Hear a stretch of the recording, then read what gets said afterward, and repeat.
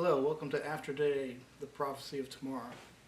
Today we're going to be talking about the Millennium, or the Millennial Kingdom, which Christ will be reigning for a 1,000-year period. This takes place after he comes back to the earth and destroys his foes at Armageddon. Now, this is, again, a 1,000-year period that Christ will rule and reign. Christians will be running the earth with him, as we will see in many of the scriptures to follow here. Let's take a look at it. It's found in Revelation chapter 20, verse 2. And he laid hold of the dragon, that old serpent, which is the devil and Satan, and bound him 1,000 years. Revelation 20, verse 3. And cast him into the bottomless pit, and shut him up, and set a seal upon him, that he should deceive the nations no more, till the 1,000 years should be fulfilled. After that he must be loosed a little season.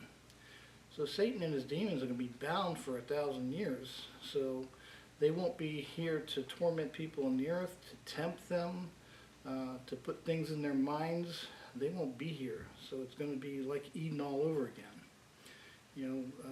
The demons and Satan are bound into the bottomless pit. Christ talked about this a little bit in Matthew chapter 8 when he came upon a demon-possessed man.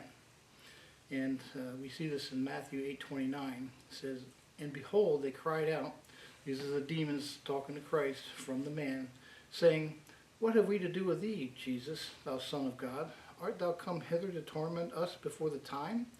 See, they knew that there was a time coming where they were going to be bound in this bottomless pit for 1,000 years.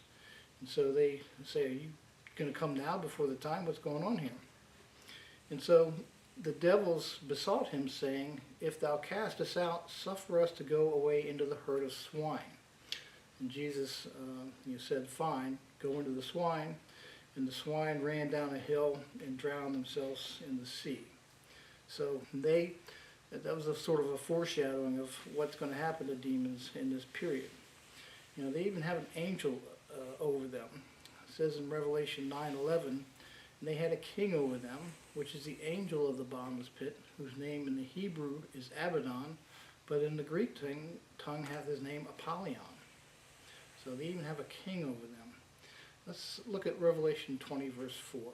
And I saw thrones, and they sat upon them, and judgment was given unto them. And I saw the souls of them that were beheaded for the witness of Jesus and for the word of God, which had not worshipped the beast, neither his image, neither had received his mark in their foreheads or in their hands, and they lived and reigned with Christ 1,000 years. A lot of people think that there won't be Christians here on the earth during the Great Tribulation. Well, this proves that they are. Not only will they be here, they'll be working for God, and many of them will be beheaded. Antichrist will not accept anyone talking about Jesus Christ or anything else other than himself. So he will be beheading the Christians that will be here during his 3.5-year reign. It says, and they lived and reigned with him 1,000 years. Let's look at Revelation 20, verse 5. But the rest of the dead lived not again until the 1,000 years were finished. This is the first resurrection. So when Christ comes back, he's going to resurrect those who were in the ground and those who are going to meet him at his coming. This is the first resurrection. There's another one coming, the second resurrection. You don't want to be part of the second resurrection. Let's take a look at that in Revelation 20, verse 12. And I saw the dead, small and great, stand before God, and the books were opened. And another book was opened, which is the book of life. And the dead were judged out of those things which were written in the books according to their works. Revelation 20:13. And the sea gave up the dead which were in it, and death and hell delivered up the dead which were in them. Death represents the physical body, hell represents the spirit. So God's going to re-merge those into one and bring them before him. And they were judged every man according to their works. Revelation 20, verse 14. And death and hell were cast into the lake of fire. This is the second death. So he's going to resurrect people before the great white throne, and he's going to judge the flesh and the spirit and cast them both into the lake of fire for eternity. Revelation 20:15. And whosoever was not found written in the book of life was cast into the lake of fire. Revelation 20, verse 6. Blessed and holy is he that hath part in the first resurrection. On such the second death hath no power. But they shall be priests of God and of Christ, and shall reign with him 1,000 years. Revelation 20, verse 7. And when the 1,000 years are expired, Satan shall be loosed out of his prison.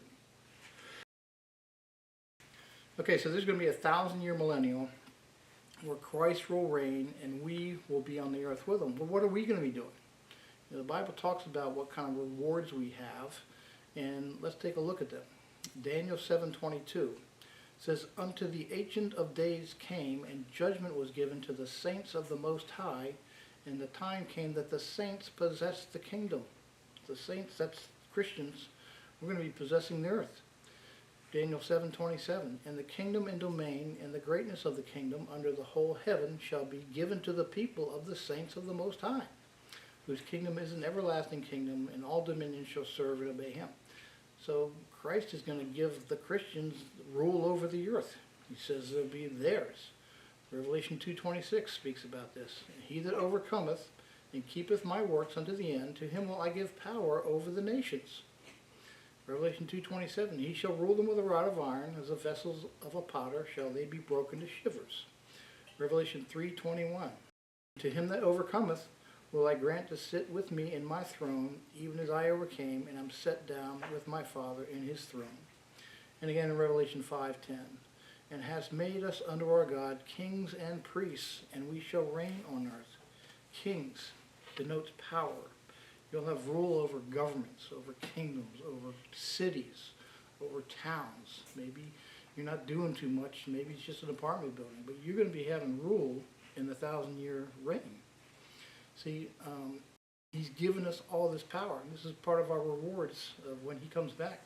The more work you do for him here, the more power and authority that you will have in that 1,000-year reign. We'll also do this in new bodies. Luke 20, verse 36 says, "Neither can they die anymore," speaking about Christians after they die, "for they are equal unto the angels, and are the children of God, being the children of the resurrection." 1 John 3:2 says, "Beloved, now are we the sons of God, and it doth not yet appear what we shall be. For we know that when he shall appear, we shall be like him. For we shall see him as he is." It says we shall be like him. Our bodies are going to be transformed. Our minds are going to be renewed. We're going to have a new being. Being like him. What did he do? I mean, he did a lot of great things. We see this this changing in 1 Corinthians 15:51 through 53. "Behold, I show you a mystery. We shall not all sleep, but we shall all be changed. In a moment, in the twinkling of an eye, at the last trump, for the trumpet shall sound, and the dead shall be raised incorruptible, and we shall be changed." Our bodies will be changed. Our minds will be changed. "For this corruptible must put on incorruption, and this mortal must put on immortality." We will be immortal. We will have bodies that can do things that they can't do now. Let's see what kind of things Christ did with his, if we're going to be like him, if we're going to have his type of body, let's see what kinds of things he did. Well, he sort of walked through walls and had powers of transportation. We see this in John 20, verse 19. This is after the resurrection. This is after he was killed on the cross. The disciples were depressed because they thought he was gone. It says in John 20, verse 19, "When the doors were shut, where the disciples were assembled for fear of the Jews, came Jesus and stood in the midst, and saith unto them, Peace be with you." The doors were shut here. They made God made that saying on purpose so that you know that he just came in their midst. This is said again in John 20, verse 26. "Then came Jesus, the doors being shut, and stood in their midst." So he has power to walk through walls or to transport himself. He has power to fly. Acts 1:9. "While he had spoken these things, while they beheld, he was taken up, and a cloud received him out of their sight." It says he ate. John 21:13. "Jesus then cometh and taketh bread and giveth them and fish likewise." Acts 10:41. "Not to all people, but unto the witnesses chosen before God, even to us who did eat and drink with him after he rose from the dead." He has the ability to fly, to transport himself, to eat, to drink. So he's going to have both the abilities that he had in the physical body, but many more with the spiritual body. 1 Corinthians 2:9 says, "But as it is written, eye hath not seen, nor ear heard, neither have entered into the heart of man the things which God hath prepared for them that love him. So he's got all kinds of things prepared for us that we don't even dream about right now. So again, Satan will not be around, nor his demons to corrupt the people. They won't be tempted. It'll be another Eden made over again. Again, Revelation 20, verse 3. He should deceive the nations no more till the 1,000 years should be fulfilled. So we are capable of doing all kinds of unworldly things. You're not going to have any fear because no one can hurt you. Your body can't be hurt, so you'll fear no one. You'll have the ability to make judgment because God gives us that ability as kings and priests. Priests give you the ability to intercede for people and to judge. Just like that movie Judge Dredd, where they did away with the court system and they gave the police the power to be the judge, jury, and executioner. We'll have that kind of wisdom to be able to administer this type of judgment. Any crime that will be dealt with immediately, severely. Christ says he shall rule the earth with a rod of iron. Remember, when Christ comes back, there'll still be multitudes of people that are unsaved. They have not been regenerated.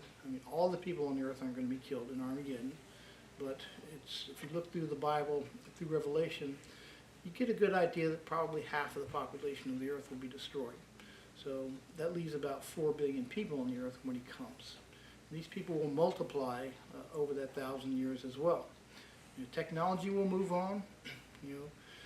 The things that we're going to experience in that 1,000 years are going to be unforeseeable. Just look what we've done in the past 100 years. Airplanes, we have computers, we have artificial intelligence. Unimaginable technology will happen during that 1,000 years. So no influence from Satan, no evil thoughts. Death will decrease drastically. After the millennium, there will be a new earth because the amount of people that will be, born in the Christians in the 1,000 years. The flood wiped away a lot of people. Noah's flood is estimated to wipe away about 2 to 4 billion people were on the earth at that time. The reason there were so many people, because people lived a lot longer. Methuselah lived, 969 years, something like that. So people had a lot longer lifespans. So death was not something that we see as we do in the rate that we do today. According to the world population rate, for every second that we live, 2 people are born and one person dies. So let's just take a look at what happened, how fast we are in our population explosion. Well, from the time of the flood, there was only 8 people that came out of that, Noah and his family. From that time, which is about 4000 BC, to our present time, actually it took about 6,000 years to get to 1 billion people again. The world population reached 1 billion in 1804. It reached 2 billion in 1927. Reached 3 billion in 1960. 4 billion in 1974. 5 in 1987. 6 in 1999. 7 billion in 2011. And we just reached 8 billion last year, 2 years ago in 2022. So we see that people are multiplying exponentially, because of better health, better technology. So it's about once every 10 years that we get another billion people on the earth. Well, figure that calculation over 1,000 years, and with people living a lot longer, there's going to be an incredible amount of people, maybe 100 billion people when we finish the millennium. Well, after the 1,000 years is over, no wonder there's going to be a new heaven and a new earth without a sea. They'll need a lot more space to take all the people. Let's just look briefly after what happens after the millennium. We see in Revelation 27, it says, when the 1,000 years are expired, Satan shall be loosened out of his prison. Revelation 28, and shall go out to deceive the nations which are in the 4 quarters of the earth, Gog and Magog, to gather them together to battle, the number of whom is the same as the sand of the sea. Everyone has to decide for Christ, freely, with temptation. People won't be experiencing that for the 1,000 years. They won't have Satan around tempting them. And God says, I want you out of your own volition to come to me. And it's not much volition when you have no temptation and no evil things to sway you. But now Satan's going to be loosed out of his prison, and he'll go out and tempt the entire world. Revelation 29. And they went up upon the breadth of the earth, encompassed the camp of the saints about, and the beloved city, and fire came down from God out of heaven and devoured them. Well, how long will this take? Well, we don't know. I mean, after the 1,000 years is fulfilled, Satan's going to be loosed out of his prison, and life will go on, and he's going to be tempting people and gathering an army. How much longer are we going to be here in that period after the 1,000 years? I don't know. But it's going to be long enough for Satan to tempt a lot of the natural-born people during that time and gather them to battle against the Christians.